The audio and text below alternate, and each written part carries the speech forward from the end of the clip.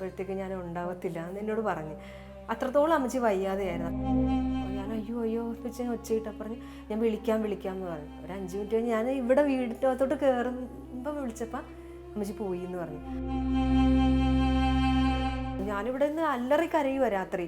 ഇത് അറിഞ്ഞു കഴിഞ്ഞപ്പോൾ ഇങ്ങനെ അല്ലറി കരഞ്ഞപ്പോൾ ഇവൻ എന്നോട് പറയണം, അമ്മയ്ക്ക് ഞാനില്ലേ എന്നാണ് ഇവൻ ഒച്ചത്തി തിരിച്ച് കരയുന്നത്. ഇവിടെ എന്തൊക്കെ ഉണ്ടെന്ന് പറഞ്ഞാലും ഒരു മുട്ടുസൂചി ഉണ്ടെന്ന് പറഞ്ഞാലും അത് എൻ്റെയാണ്.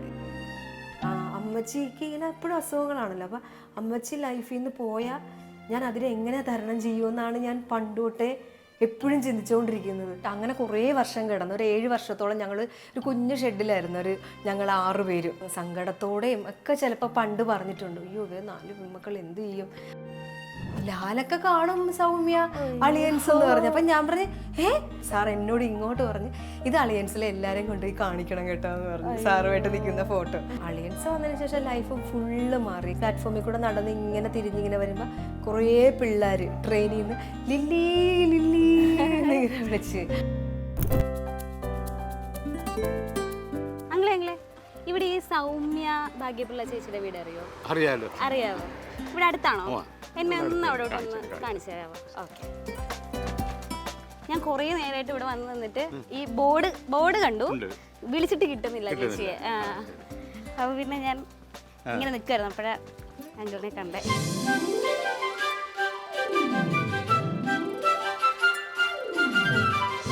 വെളിയിൽ തന്നെ. ഹലോ. എനിക്ക് വിളിച്ചിട്ട് കിട്ടുന്നില്ലായിരുന്നു. ആണോ? എന്റെ അച്ഛനെ എവിടുന്ന് കിട്ടി? അച്ഛനോ? ചേച്ചിയുടെ അച്ഛനായിരുന്നു ഇത്. ഞാൻ വഴിയെ പോയ അങ്കിളെ എനിക്ക് സൗമ്യ ചേച്ചിയുടെ വീടൊന്ന് കാണിച്ചു തരുമോന്നൊക്കെ പറഞ്ഞ് വിളിച്ചോണ്ടത്. ഇതാണ് എന്റെ സ്വന്തം അച്ഛനാന്ന്. എന്റെ പേരിന്റെ അറ്റത്തുള്ള ഭാഗ്യൻ പിള്ള അതാണ്. ഞാൻ ചോദിച്ചത് അങ്ങനെ തന്നെയാ, സൗമ്യ ഭാഗ്യൻ പിള്ളയുടെ.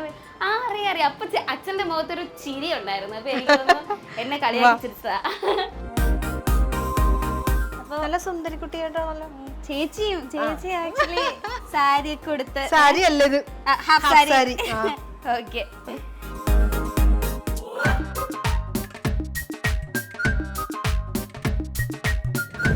നമസ്കാരം.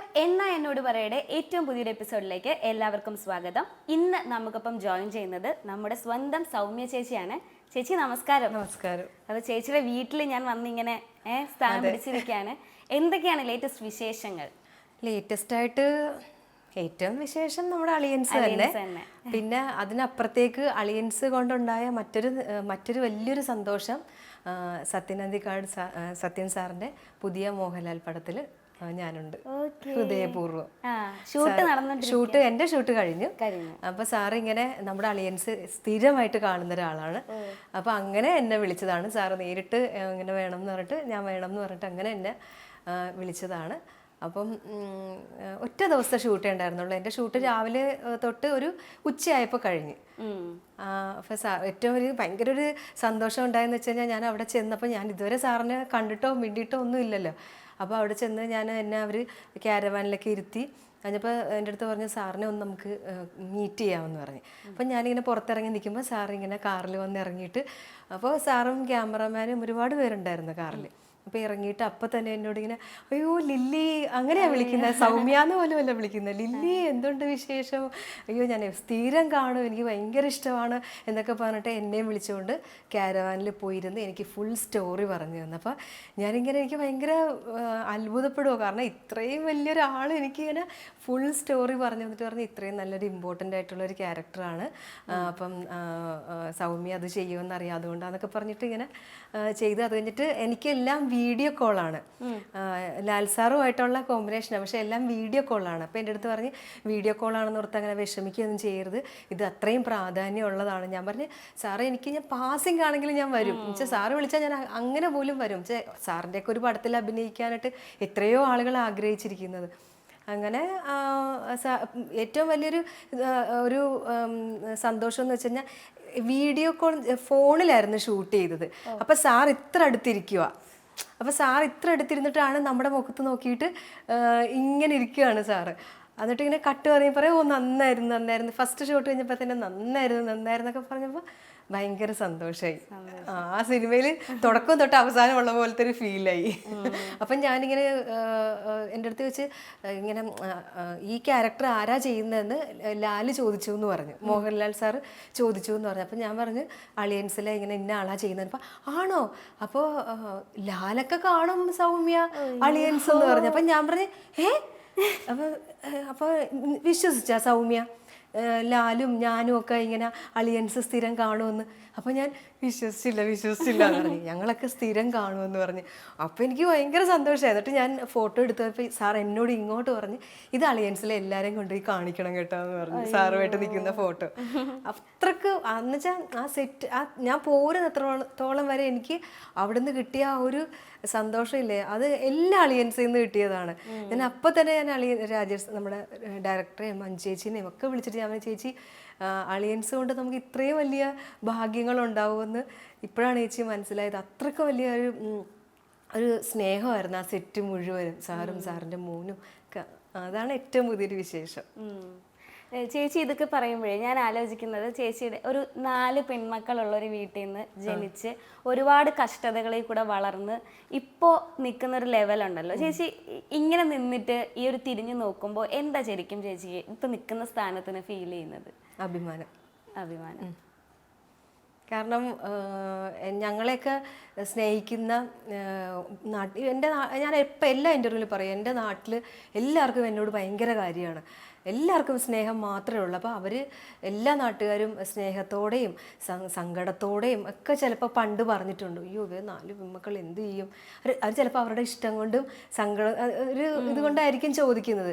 പക്ഷെ അവരൊക്കെ ചിലപ്പോൾ ഇപ്പോൾ സന്തോഷിക്കുന്നുണ്ടാവും, ഞങ്ങൾ ഇങ്ങനെ ആയല്ലോ, അല്ലെങ്കിൽ ഞാൻ ജനിച്ചു വളർന്ന സ്ഥലത്ത് തന്നെ ഒരു വീട് വെച്ച് എനിക്ക് കാറിൽ നടക്കാൻ പറ്റുന്നുണ്ട്, എനിക്ക് മോനെ നന്നായിട്ട് വളർത്താൻ പറ്റുന്നുണ്ട്, അമ്മച്ചി ജീവിച്ചിരുന്നിടത്തോളം എനിക്ക് ഞങ്ങൾക്ക് 4 പേർക്കും നന്നായിട്ട് നോക്കാൻ പറ്റി, ഇപ്പം അച്ഛനെ നോക്കാൻ പറ്റുന്നുണ്ട്.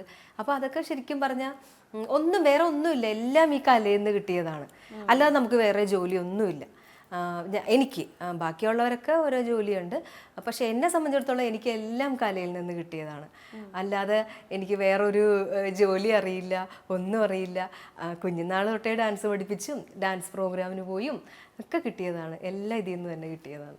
ഇന്ന് ഞാൻ ഇരിക്കുന്ന വീട് ചേച്ചിയുടെ ഞാൻ മുമ്പൊരു വീഡിയോ കണ്ടിട്ടുണ്ട്, ഇങ്ങനെ ഞങ്ങൾ ഒരുപാട് കഷ്ടതകളിൽ കൂടെ പോയിട്ടുണ്ട്, ഒരു വീടില്ലാഞ്ഞ് കൂട്ടുകാരെയൊക്കെ വീട്ടിലേക്ക് കൊണ്ടുവരാൻ ബുദ്ധിമുട്ടിയിട്ടുണ്ട് അങ്ങനെയൊക്കെ പറയുന്നത്. അപ്പോൾ അതിൽ നിന്ന് ഒരു സ്വന്തം വീടെന്നുള്ളൊരു സ്ഥാനത്തിലേക്ക് വന്നപ്പോൾ എങ്ങനെയുണ്ട്? ഇപ്പം എല്ലാവരും വിളിക്കും വാന്ന് പറയും. പണ്ട് മടിയായിരുന്നു, പണ്ട് നമുക്കൊരു ബുദ്ധിമുട്ടല്ലേ വീട് പൊളിച്ച് ഞങ്ങൾ കുറേ എന്നുവെച്ചാൽ വീടുണ്ടായിരുന്നു ഞങ്ങൾക്ക്, പിന്നെ വീട് പൊളിച്ചിട്ട് വേറെ പുതിയ വീട് വെക്കാൻ വേണ്ടി അങ്ങനെ കുറേ വർഷം കിടന്നു. ഒരു 7 വർഷത്തോളം ഞങ്ങൾ ഒരു കുഞ്ഞു ഷെഡിലായിരുന്നു, ഞങ്ങൾ 6 പേരും. അപ്പോൾ അന്നൊക്കെയെന്ന് പറഞ്ഞാൽ നമുക്ക് ഭയങ്കര പാടാണ്, മഴയൊക്കെ വന്നു കഴിഞ്ഞാലൊക്കെ ഭയങ്കര ബുദ്ധിമുട്ടാണ്. അപ്പോൾ ആരെങ്കിലുമൊക്കെ വീട്ടിലൊക്കെ വന്നു കഴിഞ്ഞാൽ, അല്ലെങ്കിൽ നമ്മുടെ തൊട്ടടുത്ത തുമ്പോളി പള്ളി, അപ്പോൾ പള്ളി പെരുന്നാളൊക്കെ ആകുമ്പോൾ ഫ്രണ്ട്സൊക്കെ പറയും, പഠിക്കുന്ന +2 അവർ പറയും വരാമെന്നൊക്കെ പറയുമ്പോൾ നമുക്കൊരു വരണ്ടാന്ന് പറയാനും പറ്റത്തില്ല, അങ്ങനെയുള്ള ഭയങ്കര ബുദ്ധിമുട്ടായിരിക്കും. പക്ഷേ ഇപ്പോഴെന്ന് പറഞ്ഞാൽ എന്തിപ്പോൾ അല്ലെങ്കിൽ മുമ്പെന്ന് പറഞ്ഞാൽ നമ്മൾ പ്രോഗ്രാമിനൊക്കെ പോവുകയാണെങ്കിലും ആരെങ്കിലുമൊക്കെ വണ്ടി നിർത്തിയിട്ട് ഇവിടെ നിന്നാൽ മതി ഞങ്ങൾ പെട്ടെന്ന് ഓടി വരാമെന്നൊക്കെ പറയും, എന്ന് വെച്ചാൽ എന്തിനാ വെറുതെ എന്ന് വെച്ചിട്ട്. പക്ഷേ ഇപ്പം അങ്ങനെയല്ല, ആരെങ്കിലുമൊക്കെ ഹൈവേ കൂടെ പോകണം പറയാം, എന്ന് വീട്ടിൽ കയറിയിട്ട് പോകാമായിരുന്നില്ലേ, ചായ കുടിച്ചിട്ട് പോകാമായിരുന്നല്ലോ എന്നൊക്കെ ധൈര്യമായിട്ട് നമുക്ക് ചോദിക്കാൻ പറ്റുന്നുണ്ട്. അങ്ങനെ പറയുമ്പോൾ ഉള്ളൊരു സന്തോഷം ഭയങ്കര സന്തോഷമാണ്. അതെന്ന് വെച്ച് കഴിഞ്ഞാൽ ഞാൻ ചില സമയത്ത് നമ്മൾ പല സമയത്തും സങ്കടത്തിലൂടെയും സന്തോഷത്തിലൂടെയും ഒക്കെ കടന്നു പോകുമല്ലോ. അപ്പോൾ നമുക്ക് ചില സങ്കടങ്ങളൊക്കെ വരുമ്പം ഞാനിങ്ങനെ ഇവിടെ ഇരുന്നിട്ട് ഞാനിങ്ങനെ വെറുതെ ഇങ്ങനെ മേലോട്ട് നോക്കിയിട്ട് ഞാൻ പറയും, ഒരു കട്ട പോലും വേറൊരാളുടെ ഇല്ല, ഒരു രൂപയില്ല. ഇവിടെ എന്തൊക്കെ ഉണ്ടെന്ന് പറഞ്ഞാലും, ഒരു മുട്ടുസൂചി ഉണ്ടെന്ന് പറഞ്ഞാലും അത് എൻ്റെ കാശാണ്. അപ്പോൾ ഞാൻ ഇത്രയും ഞാൻ നേടിയ ഒരാൾ ഞാൻ എന്തിനാ ഈ കുഞ്ഞു കാര്യങ്ങൾക്കൊക്കെ വിഷമിക്കുന്നതെന്ന് ഓർക്കും. അപ്പോൾ അതൊക്കെ ഭയങ്കര ഒരു പോസിറ്റീവാണ് നമുക്ക്. അല്ല, ഞാനിപ്പോൾ ചേച്ചി അത് പറയുമ്പോഴത്തേക്ക് ആ ഒരു പ്രൗഡ്നെസ് ഉണ്ടല്ലോ ചേച്ചിയുടെ സൗണ്ടിൽ. ഇപ്പം നമ്മളൊക്കെ ഒരുപാട്, കാരണം നമ്മൾ ഒന്നാമത്തെ കാര്യം 4 പെൺപിള്ളേരാണ്. അപ്പം നമുക്ക് പക്ഷെ എൻ്റെ അച്ഛൻ്റെ അമ്മച്ചിയുടെ നന്മ കൊണ്ടാട്ടാ, സീരിയസ്ലി എൻ്റെ അച്ഛനും അമ്മയുടെ നന്മ കൊണ്ടാണ് ഞങ്ങൾ ഇത്രയായത്. കാരണം എൻ്റെ അച്ഛനൊക്കെ എന്ന് പറഞ്ഞാൽ അത്രയും നല്ലൊരാളാണ്.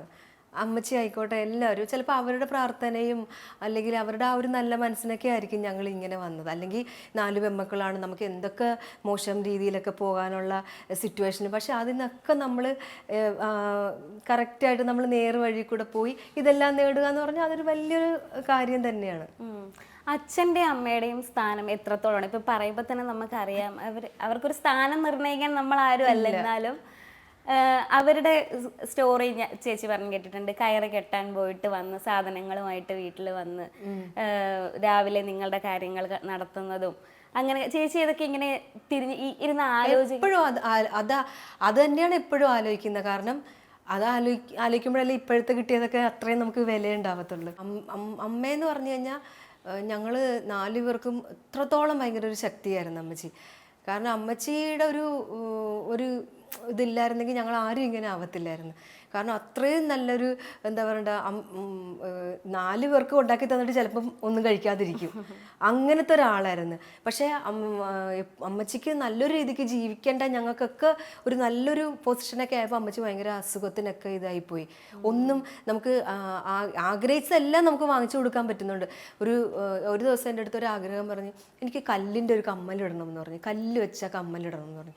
അന്ന് ഞാൻ പോയി. എന്നുവെച്ചാൽ എനിക്ക് പറ്റുമായിരുന്നു. അപ്പം പഴയ സാഹചര്യത്തിൽ നിന്ന് നമ്മൾ മാറിയിട്ട്, അല്ലെങ്കിൽ ഞാൻ എൻ്റെ ഒരു വെച്ചാൽ ഞാൻ നല്ല പിശുക്കത്തരമൊക്കെ ഉള്ള ഒരാളാണ്. പക്ഷെ ഞാൻ എൻ്റെ കാര്യങ്ങൾക്ക് മാത്രമേ പിശുക്കത്തുള്ളൂ. എൻ്റെ വീട്ടുകാർക്കോ അല്ലെങ്കിൽ അച്ഛനോ അമ്മച്ചിക്കോ കുഞ്ഞിനോ വേണ്ടിയിട്ട് പിശുക്കത്തില്ല. ഞാൻ അന്ന് തന്നെ പോയിട്ട് ഒരു കല്ലിൻ്റെ ഇത്രയും വലിയൊരു കല്ലിൻ്റെ കമ്മൽ വാങ്ങിച്ചു. പക്ഷെ അത് 1-2 പ്രാവശ്യം ഇട്ടിട്ടുള്ളൂ. കാരണം അമ്മച്ചിക്ക് ഷുഗറൊക്കെ ഉള്ളതുകൊണ്ട് കാത് ഇങ്ങനെ വിട്ടിട്ടുണ്ട്. അപ്പോൾ അത് ഇടാൻ പറ്റത്തില്ല. ഇപ്പോഴും അത് എൻ്റെ കയ്യിൽ ഭദ്രമായിട്ട് വെച്ചിട്ടുണ്ട്.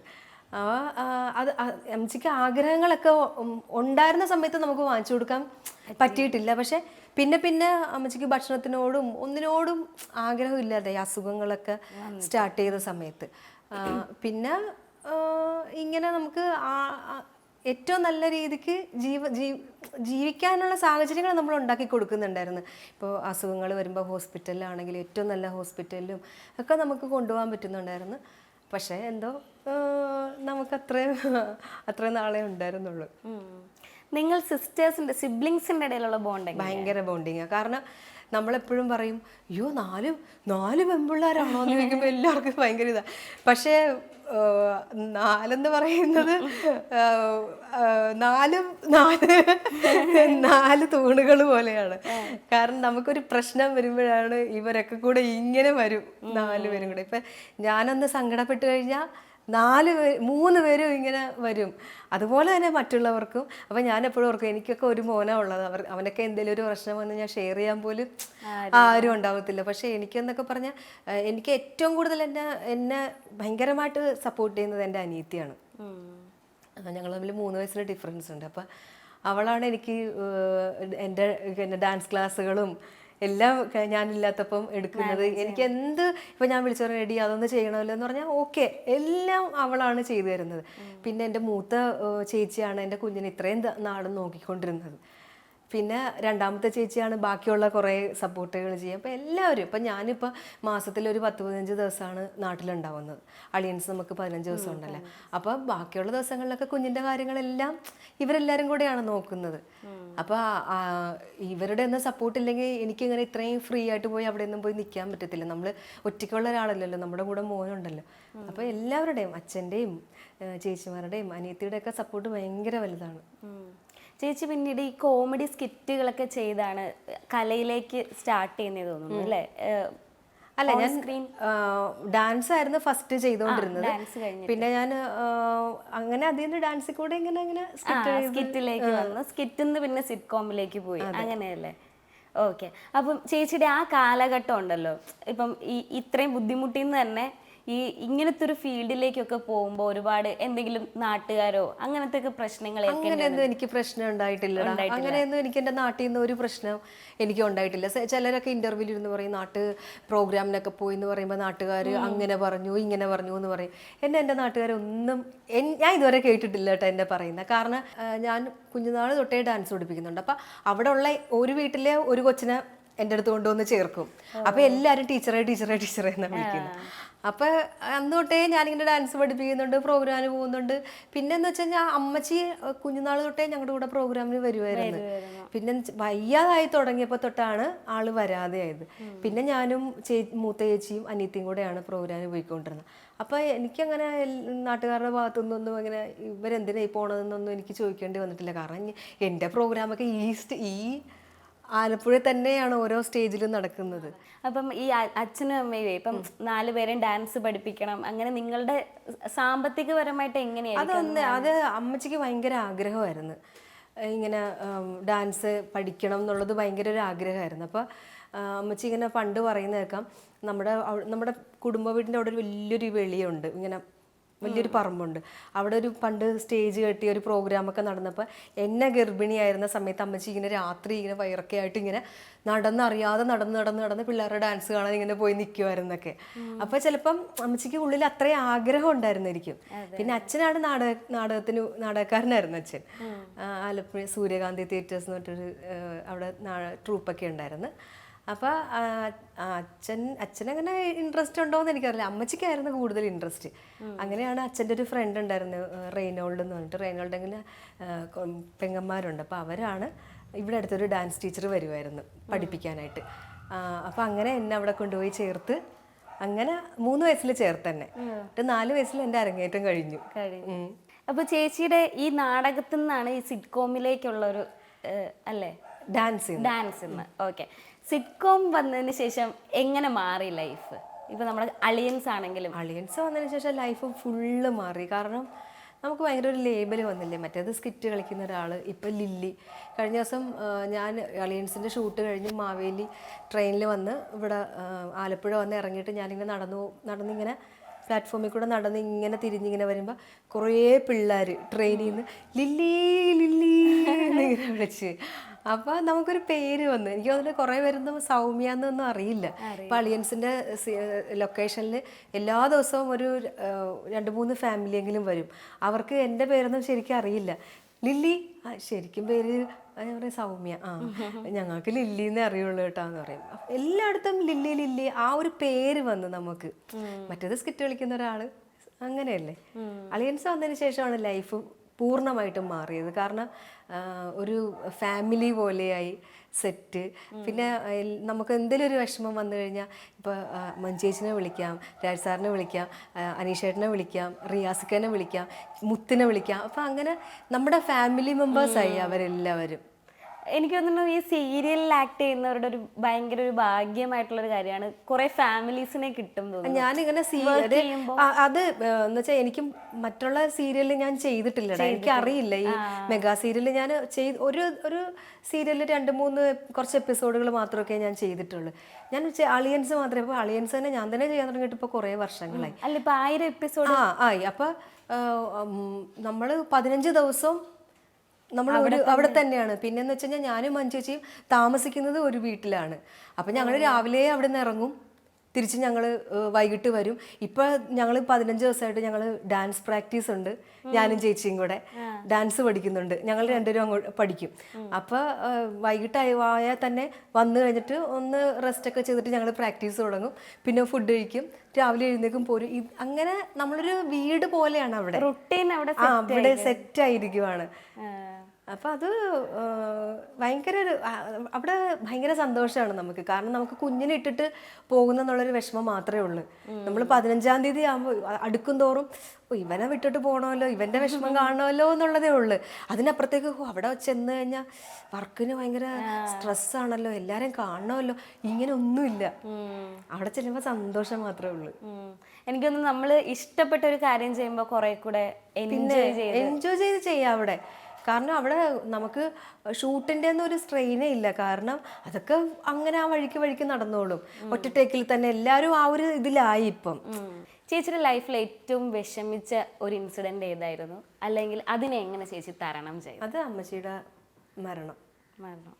അതിന് എനിക്ക് ഒട്ടും ഇപ്പോഴും എനിക്ക് താങ്ങാൻ പറ്റത്തില്ല. കാരണം അളിയൻസ് പിറ്റേ ദിവസമായിരുന്നു 26-ാം തീയതി, 27-ാം തീയതി അളിയൻസാണ്.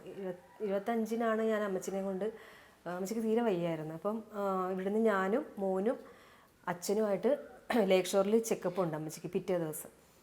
അപ്പോൾ 24-ാം തീയതി വൈകിട്ട് ഞങ്ങൾ ഇവിടുന്ന് ഒരു 6 മണിയൊക്കെ ആയപ്പം കാറിൽ അമ്മച്ചീനെ ഞാൻ ഇവിടുന്ന് കാറിൽ ഇരുത്തി എറണാകുളത്ത് ചേച്ചിയുടെ അടുത്ത് കൊണ്ടാക്കി പിറ്റേന്ന് അനിയത്തി ലേക്ക് ഷോറിൽ ചെക്കപ്പിന് കൊണ്ടുപോകാമെന്ന് പറഞ്ഞ്.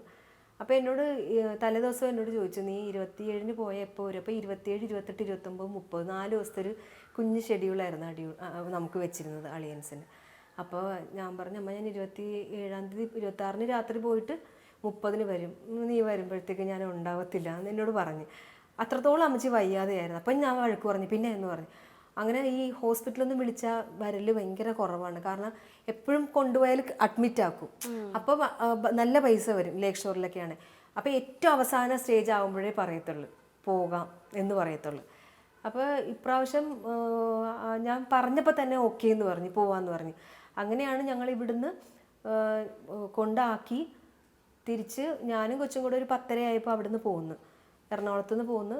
തുമ്പോളി ആയപ്പോൾ ഞാൻ അമ്മച്ചി ഉറക്ക കുറവാണ്. അപ്പം ഞാൻ അനിയത്തിനെ വിളിച്ചപ്പോൾ അവൾ പറഞ്ഞ് താഴെ ഒന്ന് വീണിട്ടുണ്ട് എന്ന് പറഞ്ഞു. വെപ്രാളത്തിന് വീണതാണ് എന്ന് പറഞ്ഞു. ഇപ്പോൾ ഞാൻ അയ്യോ എന്ന് വെച്ച് ഒച്ചയിട്ടപ്പോൾ പറഞ്ഞ് ഞാൻ വിളിക്കാം എന്ന് പറഞ്ഞു. ഒരു 5 മിനിറ്റ് കഴിഞ്ഞ് ഞാൻ ഇവിടെ വീടിനകത്തോട്ട് കയറുമ്പം വിളിച്ചപ്പോൾ അമ്മച്ചി പോയി എന്ന് പറഞ്ഞു. അപ്പോൾ എനിക്ക് ഭയങ്കര ഷോക്കായി പോയി. കാരണം ഞാനിരുത്തി കാറിൻ്റെ അകത്ത് ഇരുത്തി ഞാൻ കൊണ്ടുപോയി ആക്കിയ ആൾ ഞാൻ തിരിച്ച് വീടെത്തുന്നതിന് മുന്നേ പോയി. അപ്പോൾ അതെനിക്ക് എൻ്റെ ലൈഫിൽ പല നഷ്ടങ്ങളും എനിക്ക് വന്നിട്ടുണ്ട്. പക്ഷേ ഈ നഷ്ടത്തിന് അത്ര എനിക്കൊന്നും വന്നിട്ടില്ല. ഇതെൻ്റെ എനിക്കെന്ന് വെച്ചാൽ ഞാൻ പണ്ട് ഞാൻ എപ്പോഴും ഇരുന്ന് ഇങ്ങനെ ചിന്തിക്കുന്നൊരു കാര്യം, അമ്മച്ചിക്ക് ഇങ്ങനെ എപ്പോഴും അസുഖങ്ങളാണല്ലോ. അപ്പോൾ അമ്മച്ചി ലൈഫിൽ നിന്ന് പോയാൽ ഞാൻ അതിനെ എങ്ങനെ തരണം ചെയ്യുമെന്നാണ് ഞാൻ പണ്ട് തൊട്ടേ എപ്പോഴും ചിന്തിച്ചുകൊണ്ടിരിക്കുന്നത്. അപ്പോൾ ഞാൻ എന്ത് ചെയ്യും, ഞാൻ എങ്ങനെ അതിനെ ഇങ്ങനെ മറികടക്കും എന്നുള്ളതായിരുന്നു. പക്ഷേ ആ ഒരു സിറ്റുവേഷൻ എനിക്ക് ഭയങ്കരമായിട്ട് അതിൽ നിന്ന് എനിക്ക് ഇപ്പോഴും റിക്കവർ ആകാൻ പറ്റിയിട്ടില്ല. കാരണം ഞങ്ങൾ രണ്ടും കൂടെ ഭയങ്കര സ്നേഹമായിരുന്നു.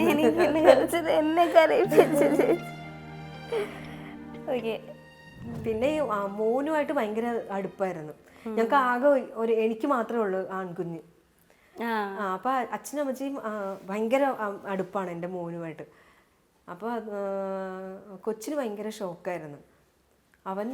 ഞാനിവിടെ നിന്ന് അല്ലറി കരയുക രാത്രി. ഇതറിഞ്ഞു കഴിഞ്ഞപ്പോൾ ഇങ്ങനെ അല്ലറി കരഞ്ഞപ്പോൾ ഇവൻ എന്നോട് പറയണം, അമ്മയ്ക്ക് ഞാനില്ലേ എന്നാണ് ഇവൻ ഒച്ചത്തി തിരിച്ച് കരയുന്നത്. നമുക്ക് ഞാനില്ലേ അമ്മ, എന്തിനാ കരയുന്നത്, നമുക്ക് ഞാനുണ്ടല്ല ഇങ്ങനെ കരഞ്ഞുകൊണ്ടിരിക്കുക. പക്ഷേ ലൈഫല്ലേ, നമ്മൾ അതിനെയും അതുമായിട്ടും നമ്മളിങ്ങനെ പൊരുത്തപ്പെട്ട് വരണം. അതിനപ്പുറത്തേക്ക് എനിക്കൊരു നഷ്ടം ഇനി ലൈഫിൽ വരാനില്ല എന്ന് തോന്നുന്നു. കാരണം എല്ലാവർക്കും അമ്മമാർ ഭയങ്കര ഇമ്പോർട്ടൻ്റ് ആണ്. പക്ഷെ എന്നെ സംബന്ധിച്ചിടത്തോളം എൻ്റെ എല്ലാ ഇതിലും വളർച്ചയിലും എൻ്റെ അമ്മച്ചി മാത്രമേ ഉണ്ടായിരുന്നുള്ളൂ. അപ്പോൾ എനിക്ക് അമ്മച്ചിക്ക് പോയത് ഭയങ്കര വിഷമമാണ്.